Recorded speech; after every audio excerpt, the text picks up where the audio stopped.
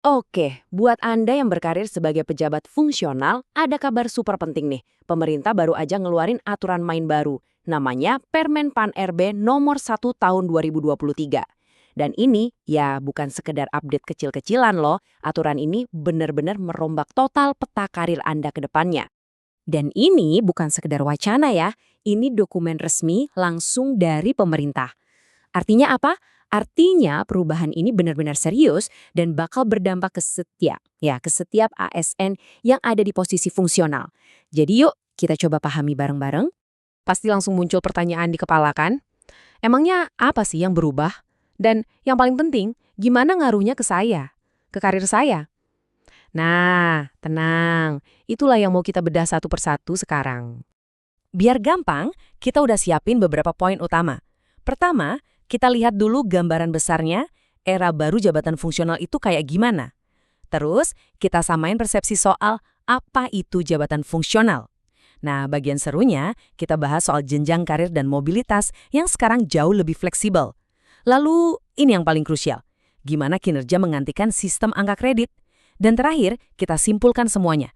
Apa artinya ini buat Anda? Oke, kita mulai dari yang pertama. Anggap aja ini adalah gerbang menuju babak baru karir Anda sebagai JF. Jadi, ini bukan cuma soal ganti aturan, tapi ganti cara pandang. Era baru ini menuntut kita buat lebih lincah, lebih fokus ke dampak kerja, dan ya, kinerja yang beneran kelihatan hasilnya. Nah, sebelum kita ngomongin yang canggih-canggih, kita perlu pastiin fondasinya kuat dulu. Maksudnya, ya kita perlu samain dulu pemahaman kita tentang apa itu jabatan fungsional, biar nanti pas bahas perubahannya kita semua nyambung. Oke, secara resmi, menurut aturannya, jabatan fungsional atau yang biasa kita sebut JF, itu adalah sekelompok jabatan yang kerjaannya spesifik banget.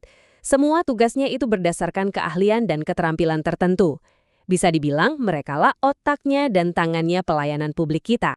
Nah, JF ini pecah jadi dua jalur utama. Ada JF keahlian, ini buat mereka yang lebih banyak main di kepala. Pakai analisis, konsep, mikirin strategi. Lalu ada JF keterampilan, ini buat mereka yang jago main di tangan, yang kemampuannya lebih teknis, lebih praktek. Kira-kira Anda ada di jalur yang mana nih?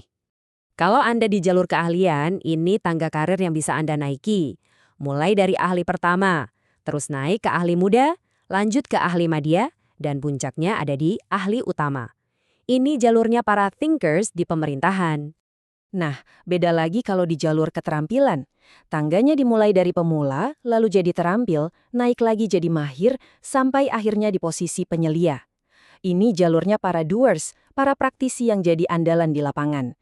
Oke, sekarang kita masuk ke bagian yang paling seru menurut saya. Soal jenjang karir dan mobilitas. Kenapa seru? Karena aturan baru ini benar-benar ngebuka banyak pintu yang dulu kayaknya terkunci rapat. Fleksibilitasnya, wah ini level baru. Jadi gimana caranya biar bisa masuk ke JFE? Ada 4 jalan resmi. Yang pertama, lewat pengangkatan pertama, ini biasanya buat teman-teman CPNS. Kedua, bisa juga pindah dari jabatan lain. Ketiga, lewat penyesuaian. Dan keempat, ya tentu saja, lewat promosi. Nah, ini salah satu konsep baru yang penting banget, perpindahan horizontal. Bayangin aja, Anda bisa geser ke samping ke jabatan fungsional lain yang levelnya sama. Tujuannya apa? Buat nambah pengalaman, nambah ilmu, tanpa harus nunggu naik pangkat. Keren kan? Jadi lebih dinamis. Kalau yang ini, kita semua udah kenal. Perpindahan vertikal. Ini, ya, promosi. Naik ke level yang lebih tinggi di jalur yang sama. Jalan lurus ke atas, ini tetap ada dan jadi tujuan utama. Dan ini dia, game changernya, perpindahan diagonal. Ini bukan cuma naik, tapi naik sambil belok. Promosi lintas jalur.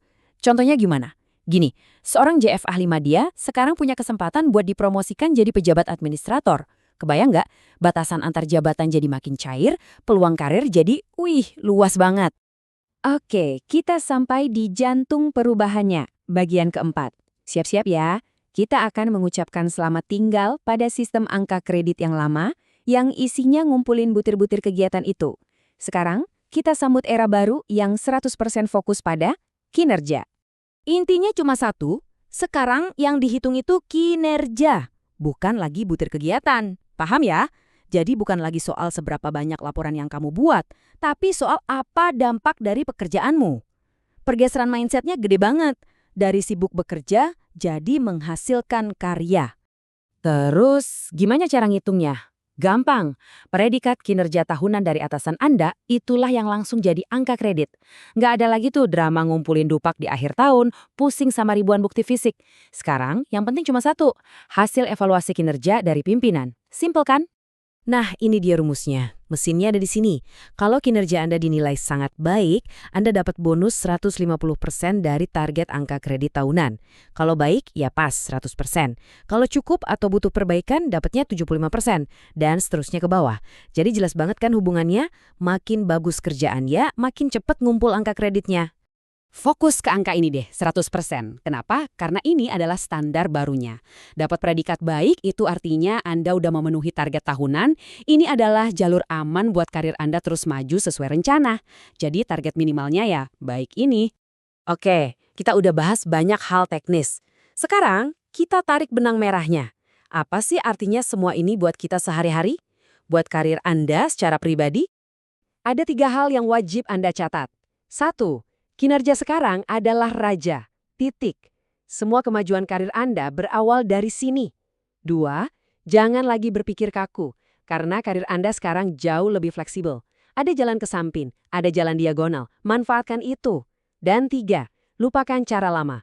Promosi sekarang murni soal bukti kompetensi dan hasil nyata, bukan sekedar ngumpulin poin. Intinya, sistem baru ini membuka peluang yang luar biasa besar.